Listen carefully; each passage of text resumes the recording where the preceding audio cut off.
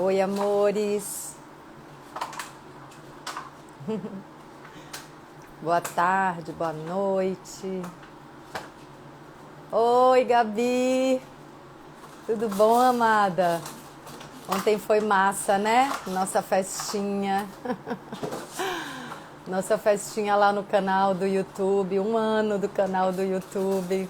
1 aninho. Tá Tupã aqui correndo atrás de um... Ele de vez em quando se bate aqui no tripé e balança tudo. Tá correndo atrás de uma coisa de plástico, uma embalagem de plástico. Tem uns brinquedinhos, mas ele quer o que não é brinquedo. Ele quer inventar o próprio brinquedo. Que engraçado. Como é que vocês estão? Eu tava trabalhando até há pouco, então por isso eu atrasei aqui uns minutinhos. Mas tá tudo certo, a gente já combinou que eu não sei a hora que eu consigo entrar, né? Então tá tudo certo, vamos no fluxo da vida. Então, mais um dia de leitura do livro Mensagem do Outro Lado do Mundo. Quer vir aqui, Tupã? Quer dar oi pra todo mundo? Venha, vem cá.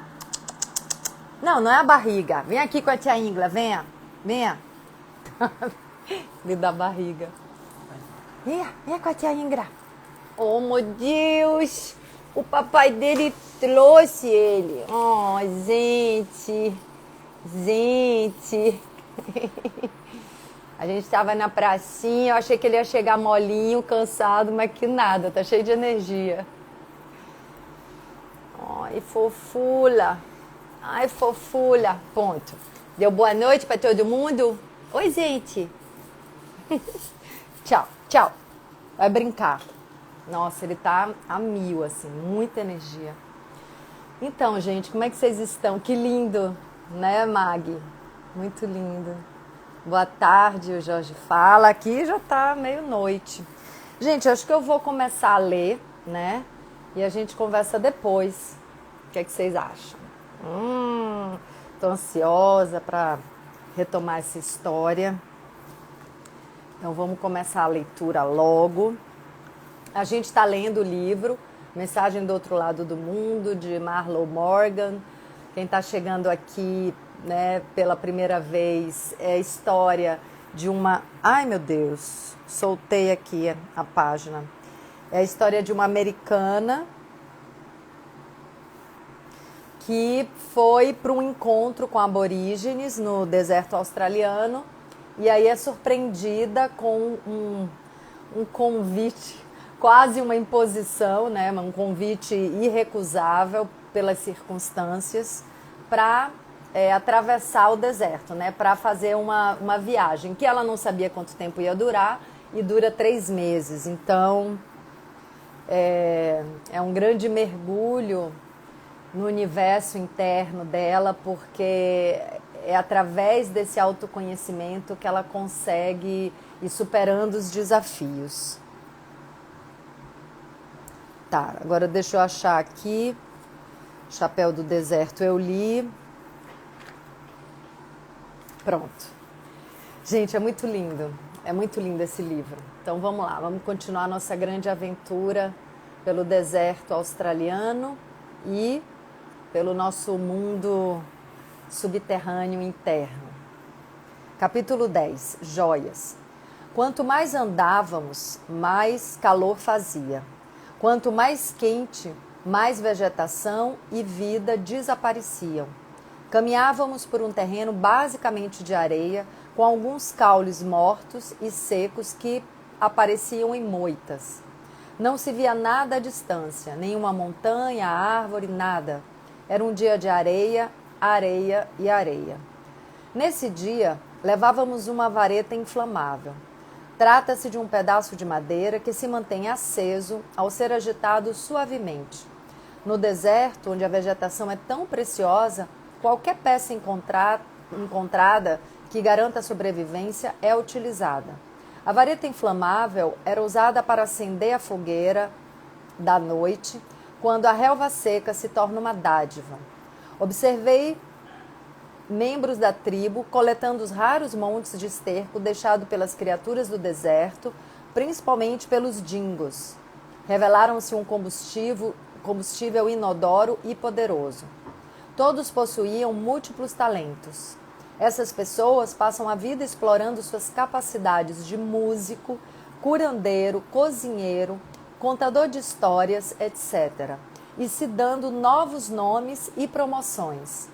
Iniciei minha participação na exploração de meus talentos, referindo-me a mim mesma de modo jocoso como coletora de esterco. Nesse dia, uma jovem adorável dirigiu-se ao canteiro de ervas silvestres e surgiu magicamente trazendo uma linda flor amarela com um caule comprido. Ela prendeu o talo em volta do pescoço, de modo que a flor pendia como uma peça cara de joalheria. Os membros se reuniram à sua volta e disseram que ela estava bonita e como escolhera bem. Ela foi elogiada durante o dia todo.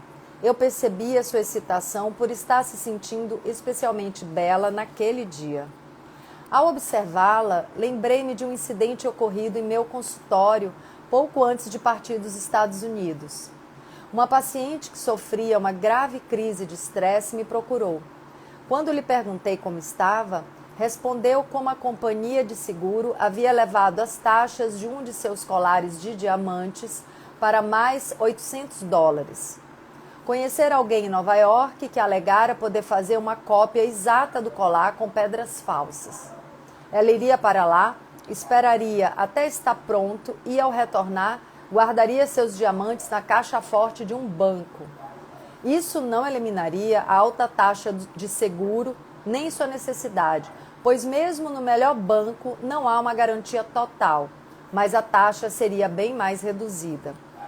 Lembro-me de ter lhe perguntado sobre o baile municipal anual que se realizaria em breve, e ela disse que até lá a imitação já estaria pronta e ela poderia usá-la.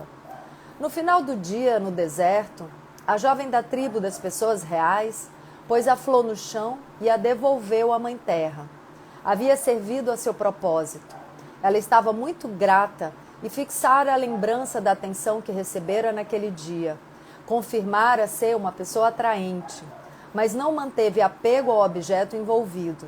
A flor murcharia e morreria, voltando a ser humus e reciclada outra vez. Pensei em minha paciente. Depois olhei para a menina aborígene. Sua joia tinha um significado. As nossas tinham valor financeiro. Realmente, nesse mundo, há quem tenha o sistema de valor no lugar errado. Concluí, mas não acho que seja esse povo primitivo na chamada Terra dos Sonhos, na Austrália. Que lindo isso, né? Sabe que... Vou tirar aqui para falar isso rapidinho, porque a gente vai mudar de capítulo agora. Há muitos anos eu comecei a não gostar mais de usar nenhum adereço, né? Nem brinco, nem colar e tal. Eu uso com as minhas personagens e acho lindo as outras pessoas usarem. Muitas vezes eu coloco, aí eu acabo tirando. Enfim, eu não sei porquê. Eu comecei a apreciar muito a minha pele pura, sabe? Sem nenhum adereço, nem bijuteria, nem joia, nada. Apesar de achar bonito e achar bonito nas pessoas, mas eu não sei porquê comecei a gostar mais da pele, né? A pele pura, limpa. E aí, há alguns anos, eu descobri um hábito, né? Um gosto por um hábito que é tirar foto com flores. Então, nessa coisa de tirar foto com flores, eu não preciso nem arrancar a flor e botar no cabelo, né? Ou me enfeitar com ela, que realmente seria um adereço que eu me sentiria mais harmonizada. Mas eu tiro a foto com as flores e aí me sinto bela, né? Ali atrás da folhagem ou atrás das flores. E guardo a foto, né? Guardo a imagem. Porque é isso, né? A imagem, uma sensação de beleza, de integração, de conexão com a beleza da natureza. Então, é muito bom, assim. Eu tenho tido dificuldade até de arrancar flor, ou para botar no cabelo, para enfeitar um vaso, assim. Estou com essa sensibilidade mais intensificada, né, com as flores, assim, de não querer arrancar. Mas, por exemplo, eu uso florais, então a gente tem que refletir sobre isso, né? A maneira de usar. A questão não é nem se a gente usa, se não usa, se arranca, se não arranca.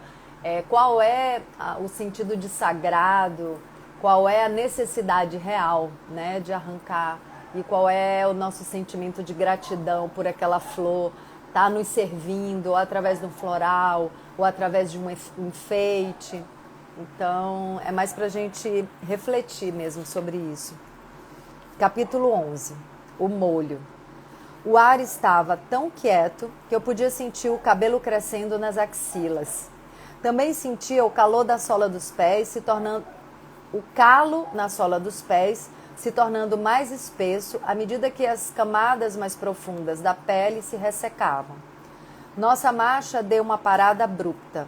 Detivemo-nos onde antes 2 varas cruzadas serviam para assinalar uma sepultura. O monumento não se mantinha ereto. A corda tinha apodrecido.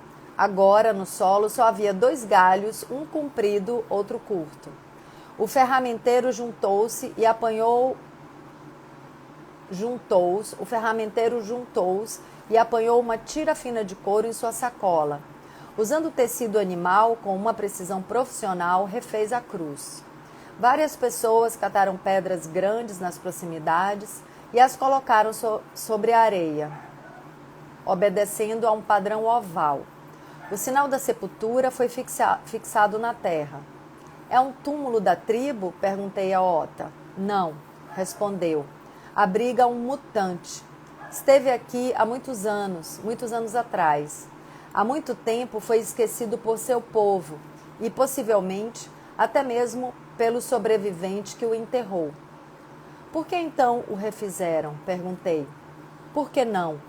Não compreendemos, nem concordamos, nem aceitamos seus costumes, mas não julgamos. Reverenciamos sua posição. Você está onde se supõe que esteja, por suas opções no passado e livre-arbítrio para tomar decisões. Este lugar significa para nós o mesmo que outros locais sagrados. É hora de parar, refletir, confirmar nossa relação com a unicidade divina e com a vida. Nada foi deixado aqui, nem mesmo ossos, mas minha nação respeita a sua nação. Nós a abençoamos, a liberamos e nos tornamos melhor por termos passado por este caminho. Nessa tarde, refleti sobre mim mesma, examinando os fragmentos do meu passado. Era uma tarefa difícil, assustadora e perigosa. Havia inúmeros velhos hábitos e velhas crenças que eu defendera como direito adquirido. Teria parado para refazer uma sepultura judia ou budista? Lembrava de ter me irritado em um engarrafamento provocado pela saída de pessoas de um templo religioso. Teria agora a compreensão para permanecer centrada, não julgar e deixar que os outros seguissem seu caminho com a minha bênção? Começava a compreender que damos automaticamente a todos que encontramos, mas que escolhemos o que dar. As palavras e as ações preparam conscientemente a vida que queremos levar. De repente, uma rajada de vento. O ar tocou meu corpo, arranhando, como uma língua de gato, minha pele já tão maltratada. Durou apenas alguns segundos, mas de alguma forma eu soube que honrar tradições e valores que eu não entendia e com que não concordava não seria fácil, mas me traria muitos benefícios. Essa noite, com a lua cheia dominando o céu, igual a nossa, nos reunimos em torno da lareira ao ar livre. Um fulgor alaranjado tingia nossas faces enquanto a conversa abordava o tema da comida. Era um diálogo franco. Fizeram-me perguntas e respondi tudo o que pude. Escutavam atentamente cada uma das minhas palavras. Falei-lhes das maçãs, como criávamos variedades híbridas, fazíamos compotas e sobre a velha torta de maçã de minha mãe. Prometeram procurar maçãs silvestres para eu experimentar. As pessoas reais eram fundamentalmente vegetarianas. Durante séculos comeram frutas silvestres, batata doce, amoras, nozes e grãos. Ocasionalmente, acrescentam peixe e ovos, quando estes se apresentam naturalmente, com o propósito de se tornarem parte do corpo de aborígene. Preferem não comer coisas com rostos. Somente quando partem do litoral para o deserto se torna necessário comer carne. Descrevi um restaurante e como a comida é servida em pratos decorados. Mencionei o molho. A ideia parecia confusa. Por que cobrir a carne com molho? Eu me dispus a demonstrar. Evidentemente, não havia uma panela apropriada. O ato de cozinhar consistia em pedaços de carne, geralmente colocados sobre a areia, depois do carvão ser posto em um lado. Às vezes a carne era colocada em espetos sustentados por varas. Ocasionalmente fazia-se um tipo de guisado de carne, legumes, ervas e água. Achei uma pele de dormir macia, sem pelo, e com a ajuda da costureira, vergamos as extremidades. Ela sempre levava uma algibeira especial em volta do pescoço. Nela carregava agulhas de ossos e tendões. Derreti a gordura animal no centro e, quando se tornou líquida, acrescentei um pouco de pó que havia moído anteriormente. Acrescentei relva salgada, semente de pimenta triturada e, finalmente, água. Ao engrossar, coloquei sobre a carne picada, que era de uma criatura muito estranha, chamada camaleão de asas. O guisado provocou expressões e comentários de todos que o experimentaram. Eles comentavam com muita discrição e, nesse momento, minha mente retornou a quase 15 anos atrás. Participei do concurso nacional Messrs. America, em que os competidores criavam uma receita original de pratos de forno. Durante 2 semanas trabalhei nisso diariamente. 14 jantares consecutivos em minha casa serviram para avaliar o sabor, a aparência e a textura de cada receita preparada, buscando a possível vencedora. Meus filhos nunca se recusaram a comer, mas logo se tornaram mestres em dizer com muito tato o que achavam. Suportaram alguns sabores nada convencionais só para apoiar o que a mãe estava fazendo. Quando ganhei Messrs. Kansas, os 2 gritaram festejando: "Vencemos o desafio da caçarola!" Agora havia as mesmas expressões nos rostos dos meus companheiros de deserto. Nós nos divertíamos com quase tudo que fazíamos, o que gerava muitas gargalhadas. Mas, como a busca espiritual está muito presente em tudo que fazem, não me admirei quando alguém comentou como o guisado era simbólico para o sistema de valores mutante. Ao invés de viverem a verdade, os mutantes dão margem às circunstâncias e condições que sepultam a lei universal sob uma mistura de conveniência, materialismo e insegurança. O aspecto interessante em relação às suas observações e comentários foi que nunca me senti criticada ou julgada. Eles nunca julgavam meu povo errado e a tribo certa. Pareciam mais um adulto observando com carinho uma criança lutando para enfiar o lado direito de um sapato no pé esquerdo. Quem disse que não se pode caminhar milhas com os sapatos calçados incorretamente? Talvez se extraia uma lição valiosa de joanetes e bolhas, mas parece desnecessário se ofender com um ser mais velho e mais sábio. Também falamos de bolos de aniversário e de coberturas apetitosas. Achei sua analogia da glacê extremamente convincente. Parecia simbolizar quanto tempo, em 100 anos de vida mutante, é gasto em buscas artificiais, superficiais, provisórias, ornamentais, adocicadas. Raros momentos verdadeiros são passados, descobrindo-se quem somos e nossa eterna condição de ser. Escutaram atentamente enquanto eu falava das festas de aniversário. Mencionei o bolo, as músicas e os presentes. O aumento de velas a cada ano. Por que fazem isso? Perguntaram. Para nós, a celebração implica algo especial, Não há nada de especial em se tornar mais velho. Não precisa de esforço, simplesmente acontece. Se não se festeja tornar-se mais velho, questionei. O que festejam? Tornar-se melhor, foi a resposta.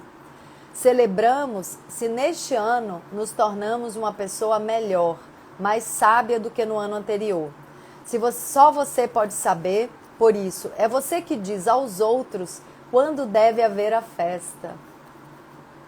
Isso é algo de que realmente devo me lembrar. Era realmente surpreendente como o alimento silvestre, nutritivo, estava disponível e como aparece sempre que dele precisamos.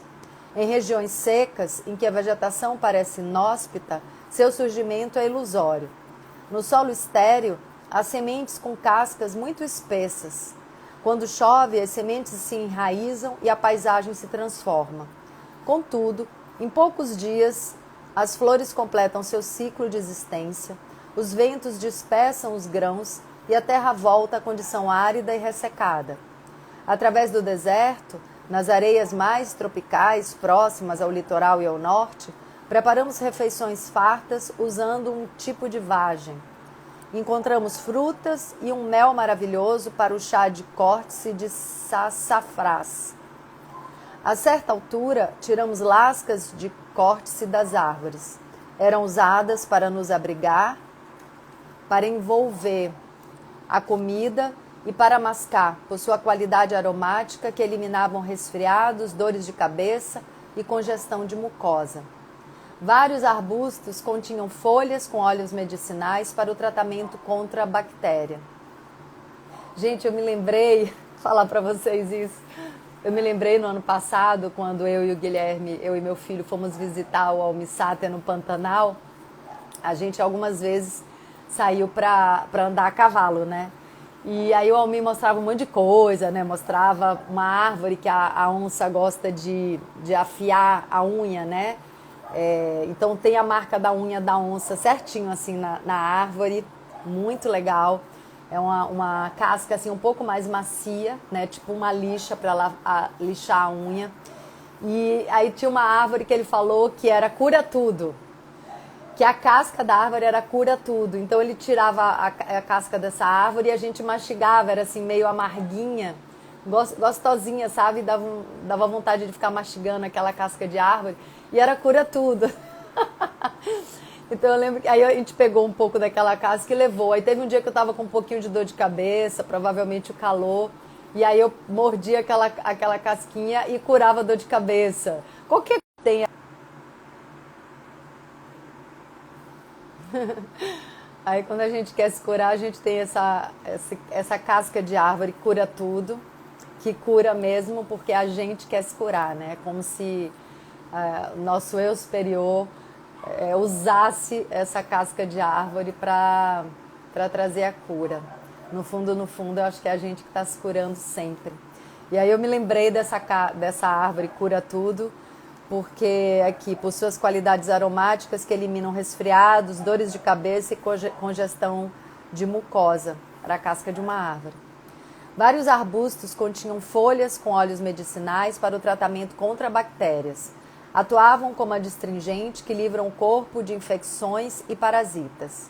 O látex, a seiva dos caules de alguma planta e determinadas folhas removem verrugas e calosidades. Também apresentam alcaloides tais como a quinina. As plantas aromáticas são espremidas e deixadas na água até que o fluido mude de cor. Então é esfregada no peito e nas costas. Se aquecida, seu vapor é inalado. São depuradores do sangue, estimulantes das glândulas linfáticas e auxiliam o sistema imunológico. Há uma pequena árvore parecida com o salgueiro que possui muitas características da aspirina. É aconselhada contra mal-estar, contra a dor que acompanha a distensão ou a fratura e para combater dores musculares e das juntas. Também é eficaz nas lesões de pele. Há outras cascas usadas para tratar intestino solto e a resina de algumas é dissolvida em água para fazer xarope contra a tosse. No geral, essa tribo nativa particular é extremamente saudável. Mais tarde, fui capaz de identificar pétalas de flores comestíveis que atuam contra a bactéria da febre tifoide. Isso me fez pensar que talvez seu sistema imunológico fosse aprimorado dessa maneira, isto é, exerceriam a mesma função de nossas vacinas. Sei que o licoperdo, um grande fungo, contém uma substância anticâncer chamada calvacina, que está sendo pesquisada. Também tem em uma das cascas uma substância antitumor chamada acronicina. Claro, né, gente? Todas as medicinas vêm das florestas, né? A gente sabe disso. Os laboratórios pegam aquele princípio ativo, patenteiam e vendem, muitas vezes com muitos efeitos colaterais por causa da maneira artificial, né? Por causa da química que é colocada junto com a medicina pura da floresta. Enfim, só para a gente ir refletindo aqui no caminho. Há séculos, descobriram as estranhas propriedades da maçã canguru silvestre. A medicina moderna a utiliza como fonte de esteroide, Solasdine e pílulas anticoncepcionais.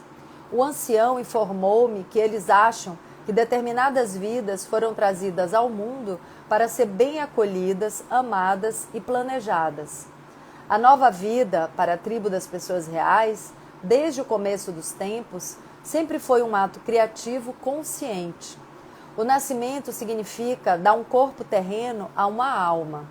Os corpos, ao contrário daqueles em nossa sociedade, nem sempre surgem sem imperfeições. A joia invisível, abrigada em seu interior, é que não tem falhas. Que interessante, eu vou ler de novo, tá? O nascimento significa dar um corpo terreno a uma alma. Os corpos, ao contrário daqueles em nossa sociedade, nem sempre surgem sem imperfeições. A joia invisível, abrigada em seu interior, é que não tem falhas, e um e outro dá e recebe ajuda para que ambos se desenvolvam e progridam. Acho que, se rezassem no sentido de pedir através de uma oração, seria pela criança não amada e não pela abortada. Nossa! Todas as almas que escolhem experimentar a existência humana serão assim reverenciadas. Se não forem através do pai ou da mãe e do conjunto de circunstâncias, serão por outros, em outra época. O ancião confiou-me que o comportamento sexual aleatório em algumas tribos, sem considerar o nascimento resultante, talvez fosse a atitude mais retrógrada tomada pelo gênero humano. Acreditam que o espírito entra no afeto quando este anuncia sua presença através do movimento. Para eles, um natimorto é um corpo que não abriga nenhum espírito. As pessoas reais também localizaram a planta do tabaco. Usam as folhas para fumo de cachimbo em ocasiões especiais. Também usam tabaco como uma substância única e rara, pois não é abundante. Pode produzir uma sensação de euforia e se tornar um vício. É usado simbolicamente para saudar visitantes e iniciar reuniões. Percebi uma similaridade entre seu respeito pelo tabaco e as tradições dos índios americanos. Meus amigos falavam frequentemente da terra sobre a qual caminhávamos, enfatizando que ela reunia os restos de nossos ancestrais. Diziam que as coisas não morriam, apenas se transformavam. Falaram de como o corpo humano retorna ao solo para alimentar as plantas que, por sua vez, são a única fonte de respiração humana. Pareciam muito mais cientes da preciosa molécula de oxigênio necessário à vida do que a ampla maioria dos meus conhecidos americanos. A tribo das pessoas reais tinha uma visão incrível. A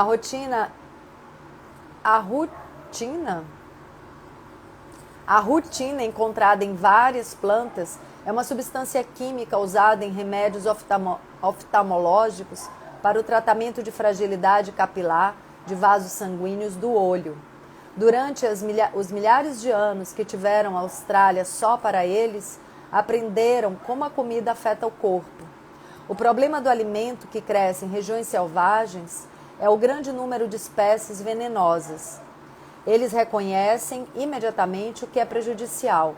Aprenderam a extrair as partes venenosas, mas me disseram como é triste que algumas tribos aborígenes dissidentes que adotaram um comportamento agressivo usem o veneno contra inimigos humanos. Depois de viajar tempo suficiente com o grupo, admitiram minhas perguntas como sendo sinceramente necessárias à minha compreensão pessoal. Abordei o tema do canibalismo. Eu tinha sido... Ai, gente, vou de novo, tá? Desculpa aí. Depois de viajar tempo suficiente com o grupo, admitiram minhas perguntas como sendo sinceramente necessárias à minha compreensão pessoal. Abordei o tema do canibalismo. Eu tinha lido os relatos e escutado piadas de meus amigos australianos com relação aos aborígenes comerem gente e até mesmo seus bebês. Isso era verdade? Sim. Desde o começo dos tempos, os homens experimentaram de tudo. Até mesmo ali, naquele continente, não foi possível evitar. Houve tribos aborígenes com reis, com governantes mulheres, algumas que sequestravam pessoas de outros grupos e outras que comiam carne humana. Os mutantes matam, afastam-se, abandonando o corpo. Os canibais matavam e usavam a carcaça para fomentar a vida. O propósito de um grupo não é pior nem melhor que o do outro. Matar um ser humano, seja para proteção, vingança, conveniência ou alimento, é a mesma coisa. Não matar o outro é o que diferencia as pessoas reais das criaturas humanas que sofreram mutação. Não há moralidade na guerra, diziam, mas os canibais nunca matam mais em um dia do que comeriam. Nas guerras de vocês, milhares são mortos em poucos minutos. Talvez valha a pena sugerir a seus líderes que as duas partes concordem com 5 minutos de combate, depois deixem que os pais venham ao campo de batalha e recolham os restos dos seus filhos, levando-nos para casa, os pranteiem e enterrem. Depois disso, podem fazer ou não acordo de mais 5 minutos de batalha. É difícil entender o sentido do não sentido. Nessa noite, enquanto tentava, com os escassos recursos, separar minha boca e olhos do terreno arenoso, pensei em quão longe a humanidade chegara em vários aspectos e quão longe deixou-se levar em vários outros. Eu sinto a gente ficar por aqui e de repente até falar um pouquinho, né, sobre esse pedaço. Muito forte, né? Matar para comer, matar, né, por ideologia, matar porque o outro tem uma religião diferente, matar porque o outro tem petróleo, matar é sempre matar, né? Matar para comer, matar por vingança.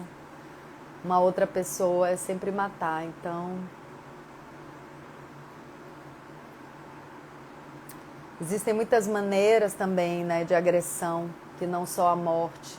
Existem muitas maneiras de invadir, muitas maneiras de violentar, né, com palavras, com imposições, com manipulações. Então eu sinto que todos esses exemplos levantados, né, por essa passagem do livro pode nos fazer refletir sobre as nossas ações, né, que para mim é sempre a reflexão principal, né? O que é que o mundo está me ensinando sobre mim mesma, né? Como é que isso que eu estou vendo, que eu estou experienciando, que eu estou experimentando, pode me tornar uma pessoa melhor, uma pessoa real. É muito bom esse nome que eles adotaram, né? A tribo das pessoas reais. É uma pessoa lúcida, né? Lúcida. Que a vida, é o bem maior. Então, sob nenhum pretexto, ela pode se justificar a tirada da vida de uma pessoa, né? Eu lembro quando eu fui ver com meu filho, com o Guilherme, há pouco tempo, talvez até o ano passado, a gente foi ver um filme que trazia uma história de pena de morte. E, nossa, foi muito chocante para mim assistir aquele filme.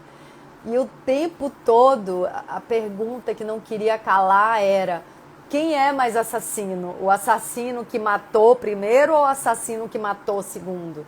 Porque o Estado que mata alguém com o pretexto de que essa pessoa matou uma outra pessoa, está matando igual. Então, assim, por que a primeira morte não pode ser justificada e a segunda morte pode, né?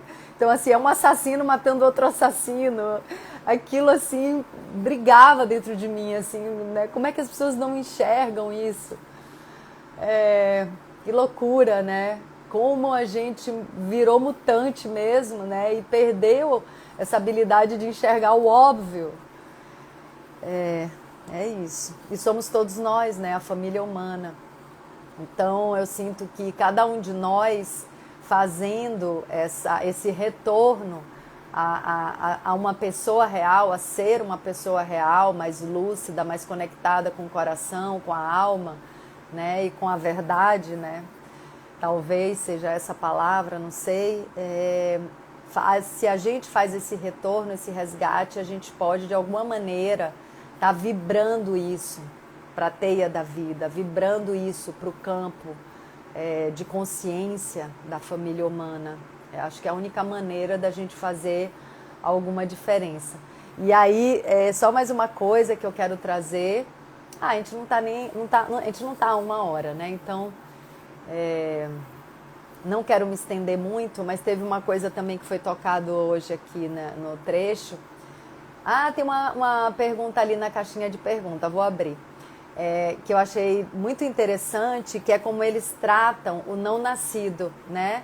Ela até fala aqui como aborto ou natimorto, mas nas constelações familiares isso é bem importante, né?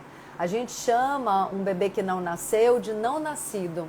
Ele só não nasceu, mas ele é um filho, ele tem o seu lugar dentro da ordem dos filhos e ele precisa ser acolhido pela mãe, principalmente pela mãe, como filho, né? Então, o não nascido, se ele foi o terceiro ou a 4ª gestação, ele está na ordem dos filhos. Ele é o terceiro filho e é não nascido, mas ele pertence, ele faz parte do sistema. Não importa se está encarnado ou desencarnado. É a mesma coisa com o filho até que cresceu e desencarnou. Ele pertence, ele faz parte. Então, é muito interessante, né, que você vê os aborígenes têm essa sabedoria, né, tem essa lucidez de considerar aquele que não nasceu parte do sistema da família, né, e incluir esse não nascido no coração. Que lucidez, né? Que lucidez. E a constelação familiar traz, resgata essa lucidez. Porque é interessante trazer o Bert Hellinger, que é o criador do sistema da constelação familiar.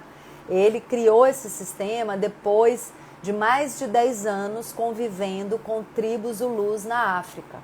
Então, assim, a constelação familiar, mesmo a tradicional, ela é essencialmente, originalmente, xamânica. E ela ficou com essa cara mais civilizada, eu acho que uma grande inteligência até do Bert, para que ela pudesse entrar na nossa sociedade. Porque se ela tivesse toda essa cara, né, de xamanismo, talvez ela não encontrasse a abertura que ela encontrou, né? E aí, nessa abertura inicial, ela demonstra esse poder de cura absurdo, né, profundo, e aí se alastra pelo mundo, trazendo enormes benefícios de liberação, de cura, para quem quer fazer o movimento, porque também não é uma mágica, né? A pessoa que está sendo constelada precisa querer fazer a parte dela, precisa assumir essa responsabilidade. Então, vou olhar aqui as perguntas. Ué, cadê? Eu cliquei, mas ela... ela apareceu diferente. O Eli pergunta, como inicio esse processo diante dessa paixão? Deve ter tido uma antes, né? Peraí. Aí ele perguntou, Primeiro, ele perguntou, me vejo bem mais eu hoje. Mas vejo que ainda preciso sair de uma zona de conforto chamada paixão. Ah, entendi. Deixa eu ver aqui a outra para complementar. Como inicio esse processo diante dessa paixão? Eu não sei se eu entendi ali o que você falou. Uma zona de conforto chamada paixão? Não sei, não ficou muito claro. Será que é uma tendência que você tem de se apaixonar e ficar ali naquela zona de paixão? É isso? Isso te incomoda de alguma maneira? Não sei, se você puder perguntar de novo. Não entendi muito bem, não. A Mônica pergunta. Ingra, fale de sua mãe. Oh, minha mãe estava ontem na comemoração lá do canal, né? 1 ano do canal do YouTube. A gente fez... aqui, ó, assisti sua live com o Billy Bill e você a citou de uma forma especial, participante da luta nos anos 70. Peraí que não aparece tudo aqui, eu vou olhar lá de novo, tá? Oxi. Dos anos 70. Gente, por um mundo melhor. Sabe o que está acontecendo? A caixinha de perguntas, antigamente, ela aparecia com a pergunta grande inteira.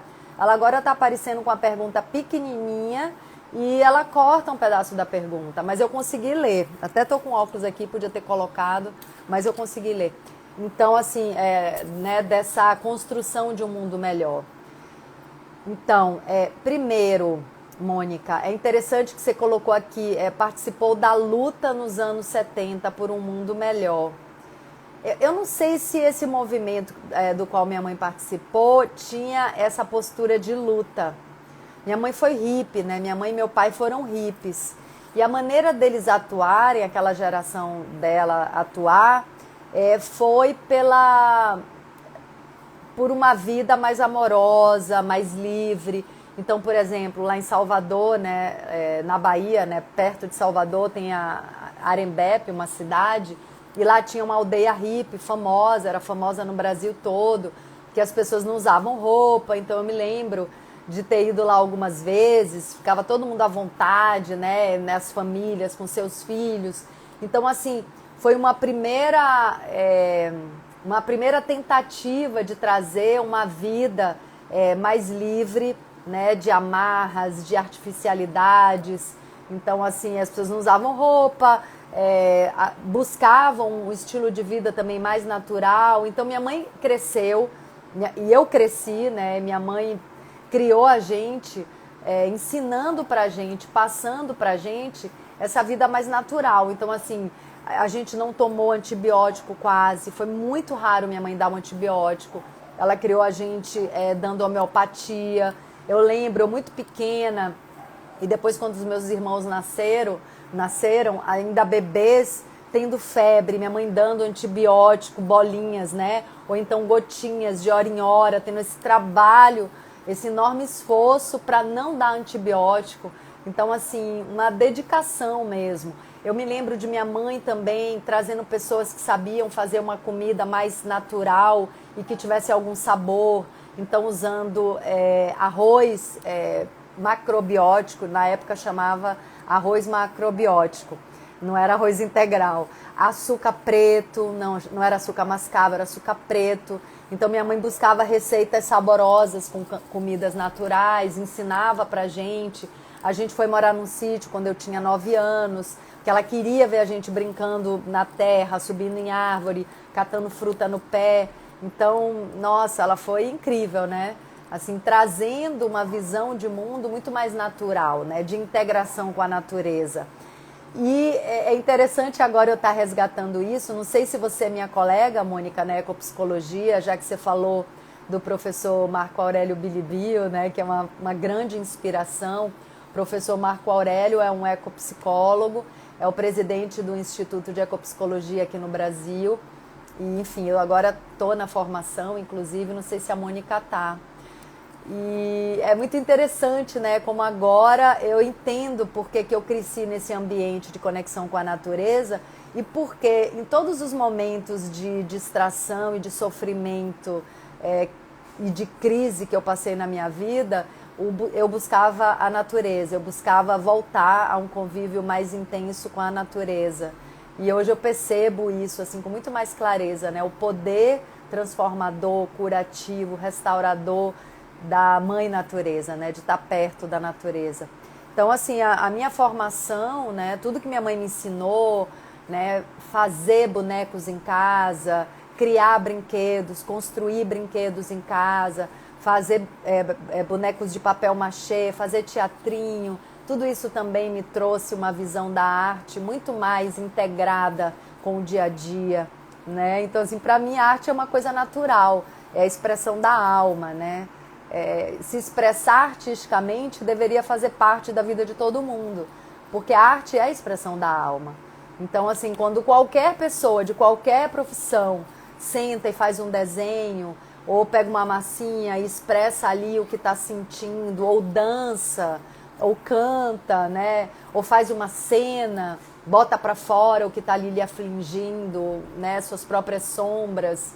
Eu percebo como isso expressa a alma da pessoa e como isso alivia uma dor profunda, como isso dá significado e libera, né, coisas que estão ali trancadas no peito, no coração.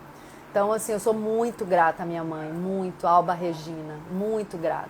Ela é escritora, é poetisa, um exemplo também de força. Era isso que você queria, que eu falasse um pouco disso? Nossa, minha mãe é muito, uma fonte de inspiração, muito maravilhosa. Deixa eu olhar aqui. Ó, tá vendo? Eles estão botando a letra pequenininha. Aqui, ó, o Eli perguntou de novo, vou botar o óculos. Acha que quando estamos em mudança do eu não... peraí. Eu não consigo ler de óculos aqui. Acha que quando estamos em mudança do eu, não se pode mergulhar em paixão? Eli, essa sua pergunta tá muito complexa. Tudo pode, Eli. Não tem não pode, né? Não tem não pode. Tudo faz parte do processo. É por isso que eu não estou entendendo sua pergunta.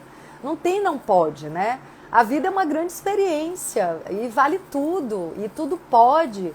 Então, assim, se você tem né, esse afã de paixão, né? Se você tem esse fogo de paixão dentro de você, você precisa viver isso.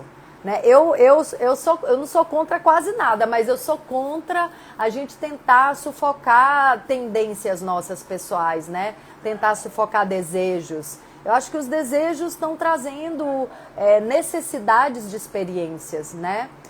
Claro que assim, tem desejos e desejos, né? Se a pessoa deseja matar alguém, ela não vai lá matar. Mas ela precisa olhar para isso. Ela precisa olhar para esse desejo. Se você está muito apaixonado e isso te traz força, você precisa viver isso. Se isso te traz fraqueza, você precisa olhar para isso, né? Se isso traz uma sensação de dependência, de carência, você precisa olhar para isso. Mas, de qualquer maneira, a paixão, ela precisa ser experienciada, né? Eu não condeno nenhuma experiência. Eu acho que é uma bobagem condenar uma experiência. A gente está aqui para experimentar mesmo. Então, você vai viver suas paixões até você sentir que deu, né? Que já esgotou, que você já viu tudo que tinha que ver. E aí você vai, talvez, não se apaixonar tanto e descobrir uma paixão por você mesmo, um amor por você mesmo, né? Se você, por um acaso, se abandona para estar totalmente entregue a uma paixão, você vai começar a não se abandonar tanto. Eu tô aqui tentando intuir o que você quer saber, porque é uma pergunta assim que abrange muitas coisas, né? Amados, é isso. Gratidão, né? Que maravilhoso esse livro. Para quem chegou agora, eu tô lendo aqui o livro Mensagem do Outro Lado do Mundo. A gente não tá indo tão rápido quanto eu achei que a gente ia, mas eu acho gostoso também, a gente não precisa acabar correndo. Né? Vamos assim no nosso ritmo. E aí também a gente pode falar sobre o que a gente está lendo. Se vocês quiserem falar, é só botar na caixinha, né? Hoje tinha ali algumas coisas, eu gostei de ter lido. Que bom, Mônica, que você botou a pergunta. Gratidão, Eli também. O Fábio fala, boa noite. Como foi participar de uma novela épica como a História de Ana Raiz e a Trovão? Ah, um presente dos céus. A Gabi, Ingra, você é incrível. Você também é, Gabi. Eu sou um outro você. Em Lakesh, é a frase do sincronário maia. Em Lakesh significa, eu sou um outro você, né? Eu sou um espelho seu. Tudo que você vê em mim, você também carrega. Eu sou um reflexo de você. Givanilma, a leitura tá incrível. Givanilma, ontem você saiu na hora da sua pergunta. Acho que você caiu, né? Lá do Zoom. Mas a Paty, sempre querida, atenciosa.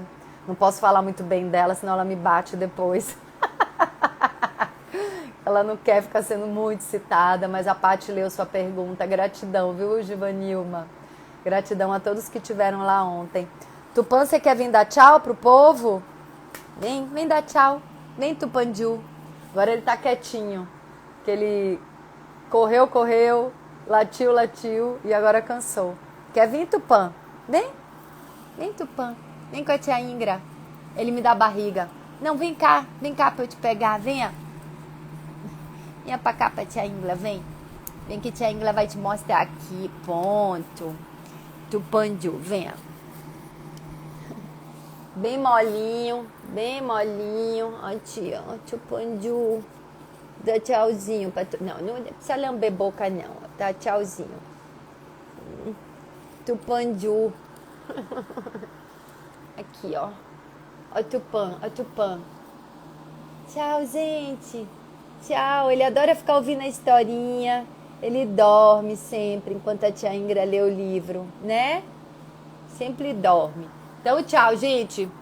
Nem vou beijar minha mão que acabou de pegar em Tupanju.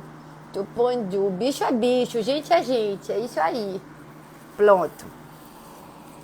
Tchau, gente. Beijos, bom domingo. Vamos curtir a energia dessa lua. Até amanhã. Tchau. Amanhã eu tenho uma constelação às 18. Então, de repente a gente lê de manhã, né? Não dá, não sei que horas a gente vai ler. Quem não conseguir assistir na hora, assiste depois, tá? Vamos assim. Um beijo. Mulheres que correm com os lobos. Nossa, isso é longo, a gente vai levar um ano aqui lendo. Mas a gente pode fazer um grupo de estudos de mulheres que correm com os lobos. Pode ser bem interessante, né? Fazer um estudo mais aprofundado. Vamos fazer isso, então. Beijo. Até.